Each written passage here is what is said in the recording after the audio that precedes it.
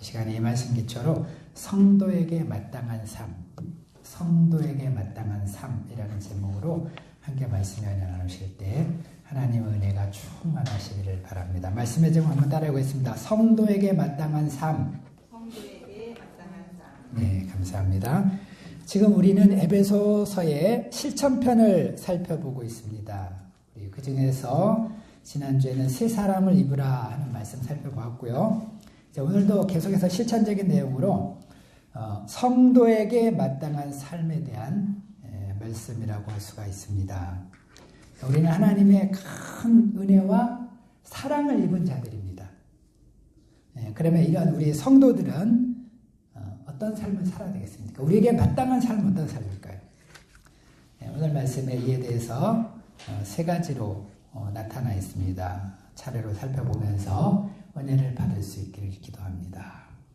우리 성도에게 마땅한 삶, 첫 번째는 어떤 삶일까요? 하나님을 본받는 자가 되어야 됩니다. 우리 다 같이 한번 따라해 보겠습니다. 하나님을 본받는 자가 되라. 하나님을 본받는 자가 되라. 네, 1절과 2절입니다. 1절부터 보겠습니다.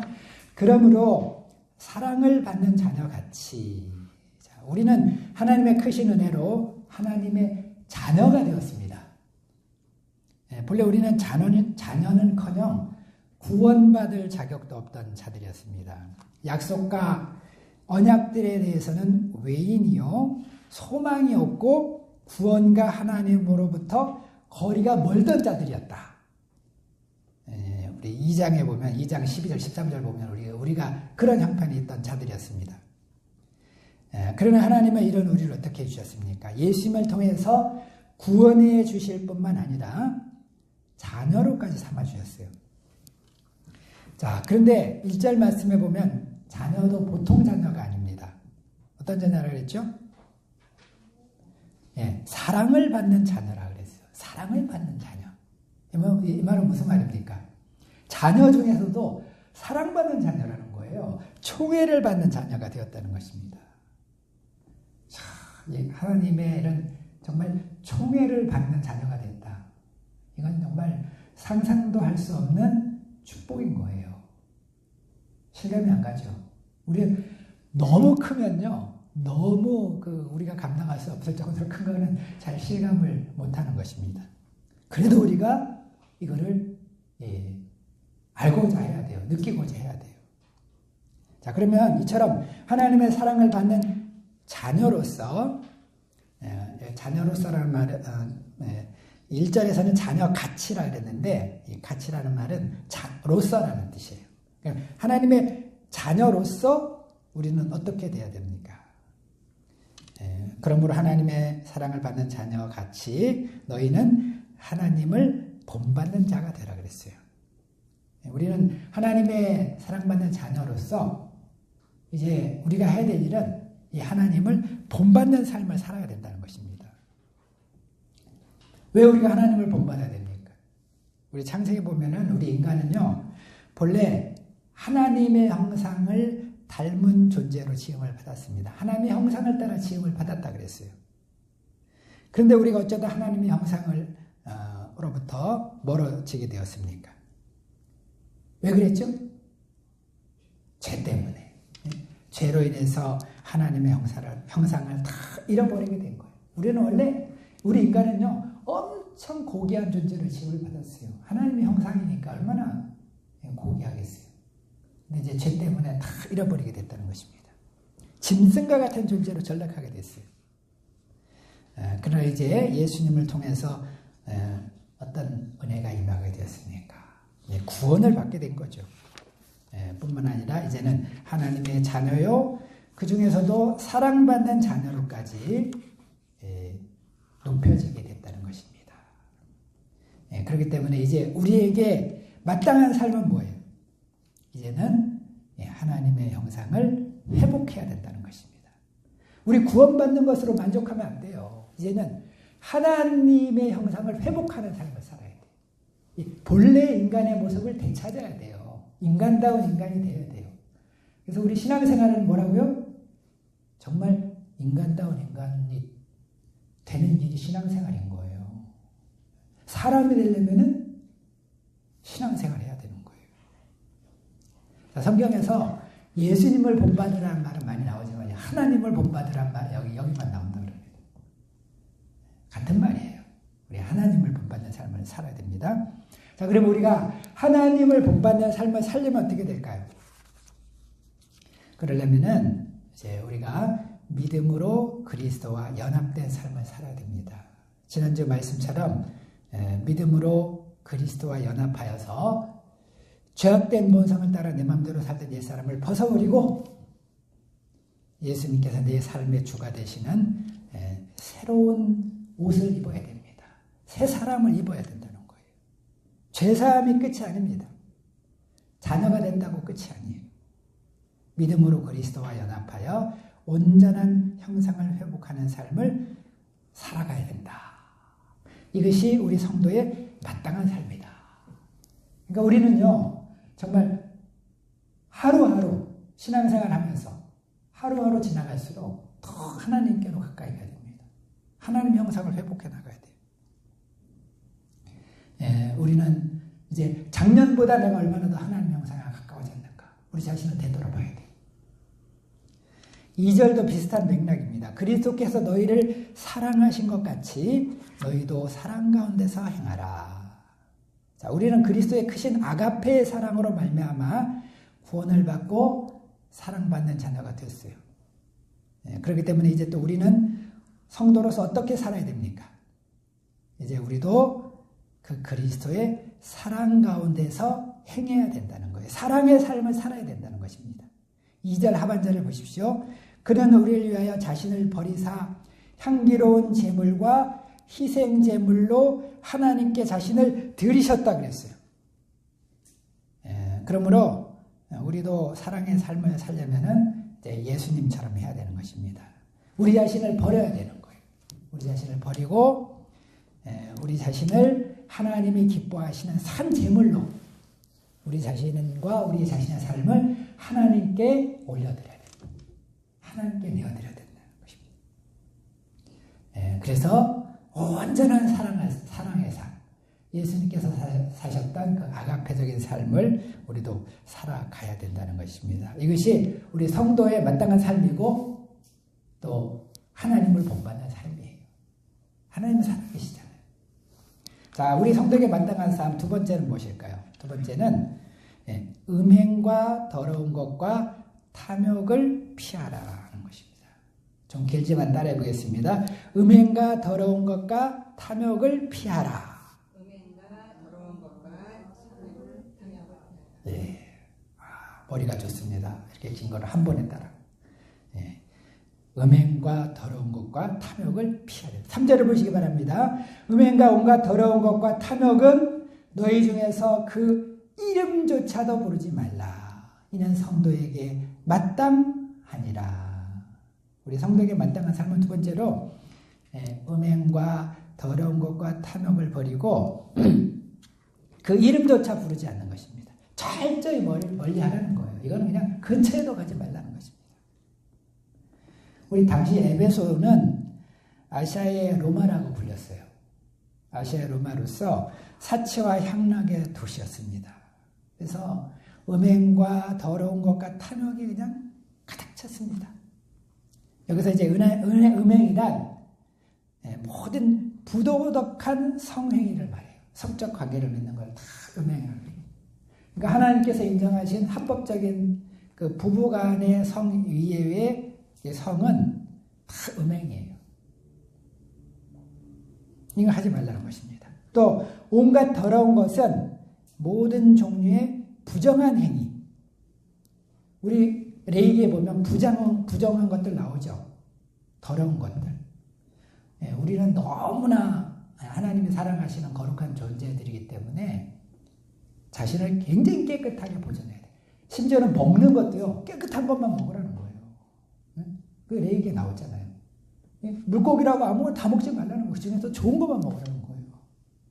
그 정도로 우리를 잘 고귀하게 여겨야 되는데 더러운 것들로 오염시키면 안 된다. 우리 자신을 소중히 여겨야 돼요. 우리는 특별히 예수님의 보혈로 새 옷을 입었어. 완전히 하얀, 빨래하는 사람들이 더 이상 희게 할 수 없을 정도로 깨끗한 옷을 입었어요. 이 옷에다가 막 더러운 거 흘리면 되겠어요? 깨끗하게 보존해야 된다는 뜻입니다. 또 탐욕은 무엇입니까? 탐욕은 지나친 탐심과 소유욕을 말하는 거예요. 당시의 이방인들은요, 이런 세 가지 대표적인 제약을 들고 있는데 이런 것들을 죄로 여기지 않았습니다.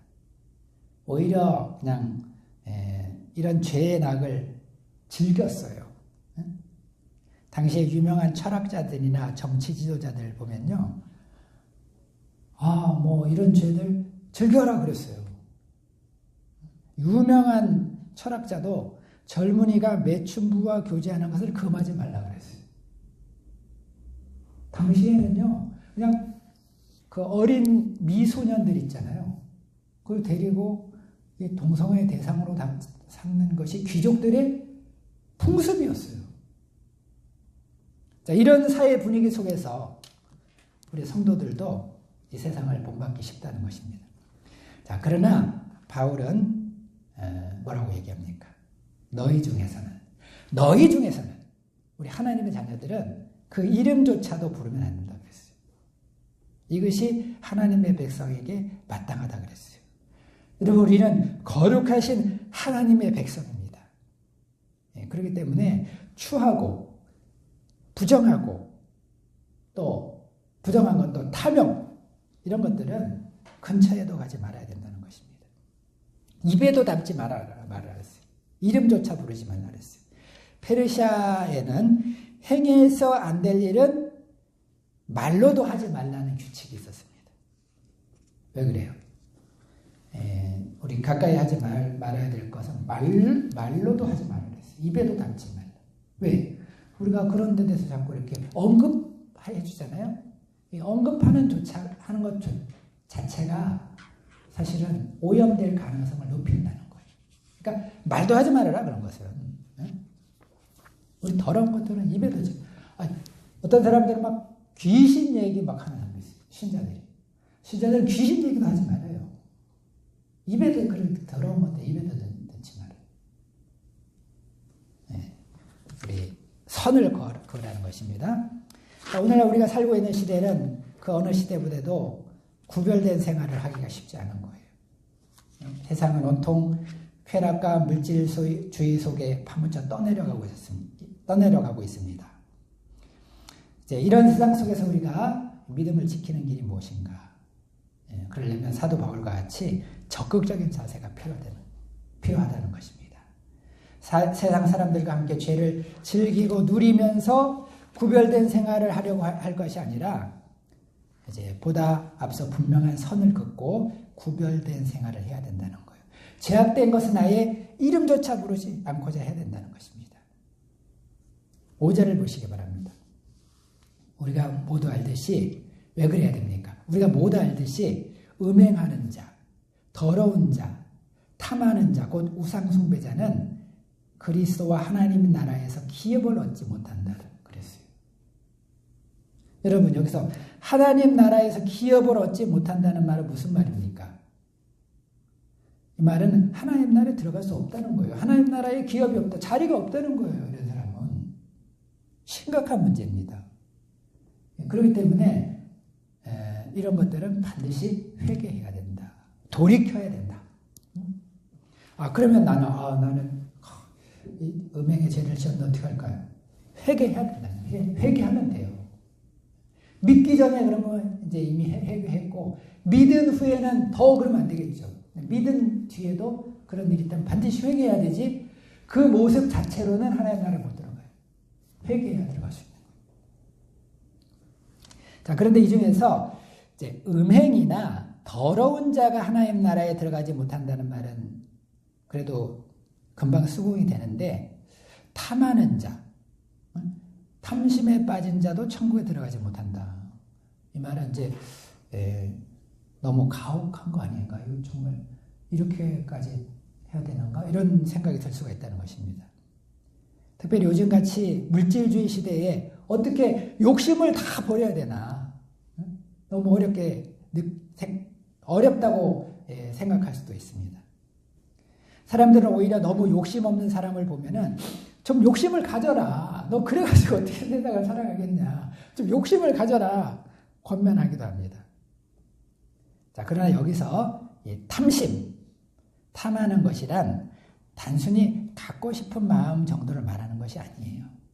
여기서 말하는 탐심은 하나님보다도 어떤 것을 더 의지하고 더 신뢰하고 사랑하는 것을 말하는 것입니다. 여러분, 하나님보다 더 의지하고 사랑하면 그것이 뭐예요? 그것이 바로 우상입니다. 그것이 바로 하나님이 되는 거예요. 그렇기 때문에 성경에서는 탐심을 경계하고 심지어 우상숭배라고 보고 있는 것입니다. 여기서만 그러는 거 아니에요. 골로새서 3장 5절에도 보면은 탐심은 우상숭배니라 분명히 선포하고 있어요. 이 때문에 10계명 중에 10번째 계명이 또 뭐예요? 탐하지 말라는 것입니다. 또 누가복음 12장 15절에 보면 예수님께서도 뭐라 그랬습니까? 예수님께서도 삼가 모든 탐심을 버리라. 탐심을 물리치라고 경고하셨습니다. 왜냐? 탐심은 우상숭배이기 때문에. 그렇기 때문에 이 탐심은 방치하면 안 됩니다. 타협하면 안 됩니다. 물리쳐야 돼요. 회개해야 돼요. 자, 탐심의 대상은 여러 가지가 될 수가 있습니다. 우리 십계명에 보면은 십계명에서는 이웃의 아내나 소유를 탐내지 말라 그랬어요. 그러니까 우리가 내 것이 아닌 이웃의 것을 탐내면 안 돼요. 또 여호수아서에 보면은 우리 아간이라는 사람 나오죠. 아간의 범죄. 왜 아간은 어떤 죄를 졌습니까? 아간은 시날산 외투와 금과 은덩어리 때문에 범죄했어요. 외투가 아주 가지고 옷이 너무너무 멋있었나 봐요. 감췄다가 탐했다가 하나님께 심판을 받았습니다. 이런 것뿐만 아니죠. 우리 탐심의 대상은 때로는 우리가 보기에는 아주 아름다운 것, 좋은 것들도 탐심의 대상이 될 수가 있어요. 예를 들어서 사랑하는 부모님, 정말 나를 너무나 사랑해 주신 나의 어머니, 어머니도 잘못하면은 대상이 될 수가 있어요. 또 자녀, 우리 자녀는 얼마나 귀합니까? 근데 자녀도 잘못하면 탐심의 대상이 될 수가 있어요. 우상숭배가 될 수 있어요. 또 나의 꿈과 이상, 좋은 거잖아요. 근데 이것도 우상이 될 수가 있다는 것입니다. 하여튼 무엇이든지 하나님보다 더 아끼고 사랑하면 다 우상인 거예요. 우상이 될 수 있는 거예요.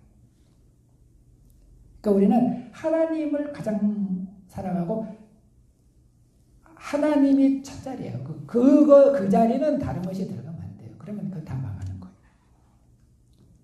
특별히 오늘날은 물질주의 시대이다 보니까 이제 물질에 대한 탐욕에 빠지기가 쉽습니다. 물질을 우상숭배, 재물을 섬기기가 쉽다는 거예요. 그러나 디모데전서 6장 10절에서 사도 바울은 뭐라 그랬습니까? 돈을 사랑함이 일만하게 뿌리가 된다 그랬어요. 우리 탐심은 그 자체도 문제가 되지만 모든 다른 죄들의 뿌리가 되는 거예요. 탐심에서 거짓말이 나오고 불의가 나오고 시기가 나오고 다툼이 나오고 심지어는 탐심 때문에 도둑질하고 살인까지 할 수 있는 거잖아요. 일만하게 뿌리가 된다는 거예요.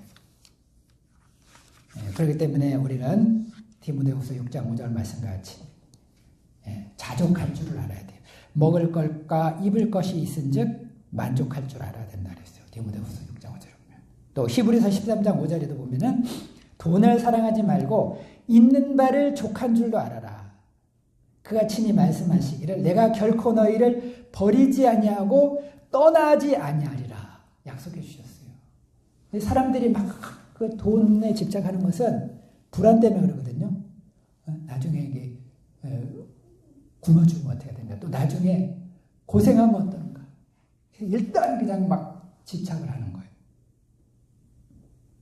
그러나 하나님은 책임져 주신다고 약속하시는 거예요. 탐심은 결국 불신에서 오는 거예요. 불신에서 오는 것이고 정체는 우상숭배다. 그렇기 때문에 어떤 죄보다도 심각한 죄라는 것입니다. 그렇기 때문에 우리는 속지 말아야 됩니다. 6절을 보시기 바랍니다. 누군지 헛된 말로 너희를 속이지 못하게 하라. 이로 말미암아 하나님의 진노가 불순종의 아들들에게 임하나니 그러므로 그들과 함께하는 자가 되지 말라 그랬어요. 우리 탐심과 우상 숭배자의 말로는 분명합니다. 탐심을 부리게 되면 결국에는 하나님의 진노가 임하게 된다는 거예요. 우리 잠시는 이런 자들이 잘 되는 것 같고 지혜로워 보일 수도 있어요. 탐심에 빠져있는데 잘 돼. 우상 숭배하는데 잘 돼. 일시적으로는 그렇게 보일 수도 있습니다. 그러나 시편 37편과 73편을 보시기 바랍니다. 이 시편 37, 또 거꾸로 하면 73이죠. 같은 주제예요. 주제가 무엇입니까? 악인은 잠시 번성하는 것 같아도 일순간에 쇠잔하게 된다 그랬어요. 사라지게 된다 그랬어요. 시인이 막 고민합니다. 나는 너무나 고통 가운데 있는데, 나는 믿음으로 살고자 하는 나 고통 가운데 있는데 악인은 막 번성하는 거예요. 그러니까 이 사람이 잘못한 시험에 빠질 뻔했어요. 하나님께 나왔다. 어떻게 이런 일이 있을 수 있습니까? 하나님 아버지. 이게 어찌 된 일입니까? 하나님 살아계신다면 왜 이런 일이 벌어집니까? 잠시 시험에 빠질 뻔했어요. 그러나 이제 그 시편을 잘 읽어보시기 바랍니다. 이제 그 악인들은 순식간에 사라진다. 눈을 씻고 찾아봐도 없을 것이다. 어느 순간에 보면 사라지고 없다는 거예요. 그러니까 우리가 부러워하지 말아야 된다. 속지 말아야 된다. 나중에 시편 37편과 73편을 천천히 음미하면서 읽어보시기 바랍니다. 우리 하나님께서 지혜를 주실 줄로 믿습니다. 자, 우리가 또 그러지 말아야 될 또 다른 이유가 있어요. 8절을 보시기 바랍니다. 우리 8절 같이 한번 읽어보겠습니다. 시작. 너희가 전에는 어둠이더니 이제는 주 안에서 빛이라. 빛의 자녀들처럼 행하라 그랬습니다.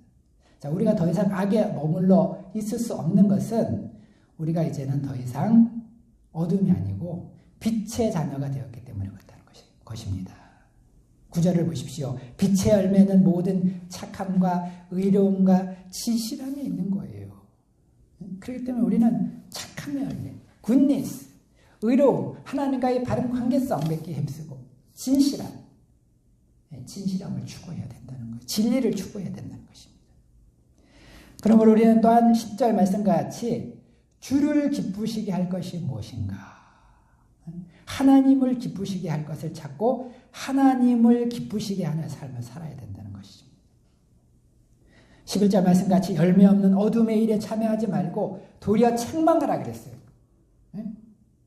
책망하라 그랬어요. 시기하거나 시험에 빠지거나 부러워하지 말고요. 어떻게 하라고요? 책망해라. 책망하면 빛 가운데 다 드러나게 돼 있다. 14절을 보시기 바랍니다. 잠자는 자여 깨어서 죽은 자들 가운데서 일어나라. 그리스도께서 너에게 비추이시니라 그랬습니다. 지금 비록 잠들었던 사람들도 깨어나야 될 때입니다. 일어나서 빛을 비추어야 할 때입니다. 우리 빛의 자녀들이 일어나야 될 때라는 거예요. 우리 다 잠에서 우리도 또 부지불식간에요. 이런 세상의 그 흐름 속에서 잠이 들어있기가 쉬워요. 근데 이제는 깨어나야 된다. 자다가 깼다 그랬어요. 깰 때가 됐다 그랬어요. 로마서에서도. 다 잠에서 깰 수 있기를 바랍니다. 일어서서 빛을 비출 수 있기를 바랍니다. 일어나라 빛을 발하라. 자다가 일어나서 이제 정말 말세가 가까웠습니다. 빛을 발하는 삶을 살 수 있기를 바랍니다. 우리 생애가 얼마가 남았든지 그동안에는 이제 빛을 발하는 삶을 살 수 있기를 기도합니다. 우리 성도의 마땅한 삶, 이제 세 번째는 무엇입니까? 세 번째는 세월을 아끼라는 것입니다. 15절에서 21절, 15절을 보시기 바랍니다. 그런즉 너희가 어떻게 행할지를 자세히 주의하여 지혜 없는 자같이 하지 말고 오직 지혜 있는 자같이 하여. 자, 그렇기 때문에 우리는 또 어떻게 행해야 할 것인가, 어떻게 살아야 할 것인가 매우 조심해서 살펴야 한다는 것입니다. 우리 영어 성경에 보면은 be very careful 그랬어요. be very careful how you live 그랬습니다. how you live. 어떻게 살 것인가. 매우 조심해서 살펴보라는 거예요. 여러분, be careful 그러면 조심해라 그런 말이죠. 근데 베리란 말이 더 붙었어요. 그러니까 매우 조심하라는 거예요. 매우 조심해. 어떻게 살 것인가. 정신을 바짝 차려야 된다는 것입니다. 그러면서 권면하는 말이 뭐예요? 매우 조심해서 권면해야 될 게 뭐예요? 16절입니다. 세월을 아끼라 때가 악하니라. 매우 주의해. 어떻게 살 건가 주의하고 우리가 살아야 될 것은 가져야 될 태도는 세월을 아껴야 된다는 것입니다. 세월을 아껴야 된다. 여기서 세월을 아끼라는 말은 세월의 가치를 알고 소중히 여기고 유용하게 사용하라는 거예요. 세월의 가치를 알아야 돼요. 시간이 얼마나 귀한 것인가. 우리 젊을 때는 시간이 많으니까 세월의 가치를 몰라요. 근데 이제 이 시간이 영원한 거 아니에요. 저도 젊을 때는 아유 왜 이렇게 시간이 천천히 가나 그렇게 생각을 했어요. 근데 세월이 무한한 게 아니에요. 제가 이제 지금 제 나이가 되니까 이제 앞으로 몇 년 남았는가 생각하게 되는 거예요. 야, 내가 앞으로 몇 년이나 더 건강하게 살 수 있을까? 얼마 안 남았어요. 얼마 안 남았어요. 그것도 건강하게 살 때 얼마 안 남았다는 거예요. 그러니까 우리가 세월의 가치를 알고 소중히 여기고 유용하게 사용해야 된다는 것입니다. 세월이란 기회를 말합니다. opportunity, 기회를 말해요. 따라서 세월을 아끼란 말은 주어진 모든 기회를 놓치지 말고 잘 붙잡아가지고 최대한 선용하라는 뜻입니다. 자, 우리에게 주어진 모든 기회, 하나님의 영광을 드러낼 찬스로 삼아야 된다는 것입니다. 자, 우리에게 주어진 기회는 어떤 것들이 있을까요? 먼저 우리에게는 시간의 기회가 있습니다. 시간이 있죠. 또 건강의 기회. 건강할 때 이 기회를 잘 잡아야 돼요. 좀 있으면 전도하고 싶어도 다리가 아파서 관절이 아파가지고 인공관절하고 어디 돌아다닐 거예요. 그래도 다닐 수는 있지만은 아무래도 힘들잖아요. 또 재력의 기회. 하나님께서 우리 인생에요 재력을요 또 항상 주시는 건 아니에요. 주실 때가 있어요. 언제 주실지는 몰라. 어떤 사람은 초반기에, 어떤 사람은 중반기에, 어떤 사람은 말년에, 어떤 사람은 계속 주실 수도 있어요. 주실 때 또 전도의 기회. 전도도 내가 아무 데나 할 수 있는 게 아니죠. 전도의 기회. 회개의 기회. 회개의 기회 놓치면 안 돼요. 아까 음행과 더러운 것과 탐심, 죄를 짓고 나서 하나님께 회개할 기회를 주시는데 그때 회개의 기회를 못 잡는 사람은요. 하나님 나라에 못 들어간다고 그랬어요. 내 성경에서 있지만 내가 하는 말 아니에요. 회개의 기회 잡아야 돼요. 회개하라고 그러면 회개를 빨리빨리 해야 돼요. 왜 우리 주일 예배 때문에 우리가 왜 참회의 기도 시간 왜 갔는지 알아요? 이때라도 그냥 그거 괜히 있는 거 아닙니다. 회개하라고 회개. 참회의 시간을 꼭 가져요. 제가 바빠도 설교 시간을 더 늘리고 싶어도 그렇지만 그 시간을 거기 할애하는 거예요. 또 성장의 기회 잡아야 되는 것입니다. 그래서 우리가 이런 것들을 놓치면 안 된다. 이 모든 기회를 잡아야 된다. 자, 우리가 이 모든 기회를 선용하려면 또 어떻게 해야 됩니까? 선용하려면은 순간순간 주의 뜻을 이해해야 됩니다. 이 하나님의 말씀이요 하나도 허트는 게 없어요. 다 연결이 됐어요. 우리가 해석을 제대로 못하면 이게 왜 이렇게 뚝뚝 끊어지나? 자세히 보면 다 연결이 되어 있는 거. 이 연결을 얼마나 잘 찾는가? 이 중요한 거. 17절을 보시기 바랍니다. 그러므로 어리석은 자가 되지 말고 오직 주의 뜻이 무엇인가 이해하라. 자, 우리가 이런 기회를 잡으려면은 주의 뜻을 이해해야 돼. 주의 뜻을 이해해야 돼. 어리석은 자들은 주의 뜻을 이해하지 못합니다. 그냥 욕심대로 끌리는 대로 사는 거예요. 그냥 세상 풍조대로 살아가는 거예요. 둥둥 떠내려가는 거예요. 그냥 세상 사람들이 이러니까 나도 좋다 그러면 떠내려가는 거예요. 이해한다는 말은 진리의 말씀을 통해서 하나님의 뜻을 올바로 분별하는 것을 뜻합니다. 바울은 데살로니가 성도들에게 말했습니다. 항상 기뻐하라, 쉬지 말고 기도하라, 범사에 감사하라. 이것이 너에게 주신 하나님의 뜻이라고 했어요. 하나님의 뜻은 멀리 있는 것이 아닙니다. 우리가 주님을 위하여 항상 즐거워하고 기도하고 감사할 때 우리가 하나님의 뜻을, 이것이 하나님의 뜻이고 또 이때 하나님의 뜻을 잘 발견할 수가 있습니다. 또 우리가 세월을 아끼려면 어떻게 됩니까? 세월을 아끼려면 방탕한 생활을 청산하고 성령의 충만함을 받아요. 18절을 보시기 바랍니다. 술 취하지 말라. 이는 방탕한 것이니 오직 성령의 충만함을 받아라 그랬어요. 우리가 술을 마시게 되면은 아무래도 절제력을 상실하게 됩니다. 이성을 잃게 되고 충동적으로 행동하는 사람이 많아요. 그래서 제가 얘기했죠. 이 정말 폐가 망신하는 사람들 신문 기사에 보면요. 술과 연결된 사람이 너무너무 많아요. 부장 판사가 부끄러운 짓을 해서 술을 먹고 그랬어요. 응? 음주운전 해가지고 망하는 사람 얼마나 많습니까? 그래서 우리가 얼마 전에 또 그 술 장사들이 돈을 벌려고 또 가만히서 거짓말만 했어요. 적포주주를 마시면 건강에 좋다. 막 그런 말 있었어요. 그래가지고 또 한국 사람들 포도주를 또 마셨어요. 사서 막 좋다고. 좋긴 뭐가 좋아요. 예? 예, 뭐 예전엔 한두 잔은 좋다 그러더니 아니래요. 한 방울도 사람한테 좋을 거 없다는 거예요. 한 방울도. 그러니까 한 방울도 안 먹는 게 좋아요, 사실. 건강 잃고, 영혼 잃고, 물질과 시간을 낭비하기 쉽다는 거예요. 대신에 그럼 우리는 어떻게 해야 되는가? 우리는 더 좋은 거, 성령의 충만함을 받아야 된다. 이 성령의 충만함. 이것이 가장 우리가 사모할 바잖아요. 우리 19절 이하에 보면 그러면 성령 충만하게 되면 어떤 특징이 나타나는가? 19절을 보시기 바랍니다. 시와 찬미와 신령한 노래들로 서로 화답하며 너희의 마음으로 주께 노래하며 찬송하며. 우리가 그냥 술 취하면 고성방가하지만은 성령 충만하면은 시가 나오는 거예요.